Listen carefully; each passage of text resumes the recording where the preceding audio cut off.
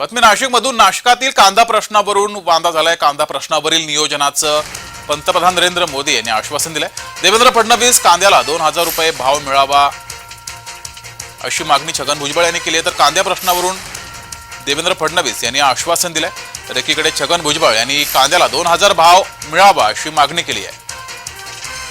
नाशिकमधील कांदा प्रश्नावरून वांदा झालेला आहे। शेतकरी आक्रमक झालेत। एकीकडे देवेंद्र फडणवीस यांनी आश्वासन दिलंय। कांदा प्रश्नावरील नियोजनाचं मोदींचं आश्वासन आहे असं देवेंद्र फडणवीस यांनी म्हटलंय। तर कांद्याला 2000 रुपये भाव मिळावा असं छगन भुजबळ यांनी म्हटलंय।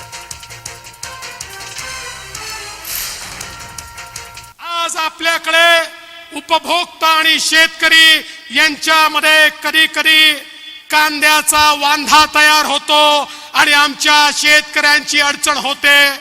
राज्याचं सरकार मागे उभं राहतं, पण मला विश्वास आहे आम्ही मोदीजींना विनंती केली आहे, त्यांनी सांगितलंय येत्या काळामध्ये एक नवीन मेकॅनिझम कांद्याकरता आम्ही अशी तयार करणार आहोत की ज्या माध्यमातून या ठिकाणी आमचा शेतकरी हा कुठल्याही परिस्थितीत अडचणीत येणार नाही। कांदा जो आहे हा सगळा जो आहे आमच्या इकडे वांद्याचा प्रश्न निर्माण झाला। आमचं म्हणणं एवढंच आहे,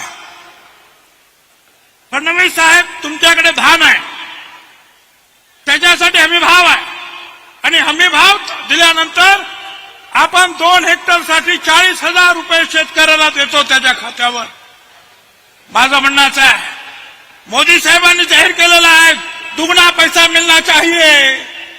मग कांद्याला जर 1000 रुपये जर खर्च असेल क्विंटलला तर किमान 2000 पेक्षा जास्त मिळाल्याशिवाय कांद्याच्या शेतकऱ्याच्या घरात 2 पैसे जात नाही।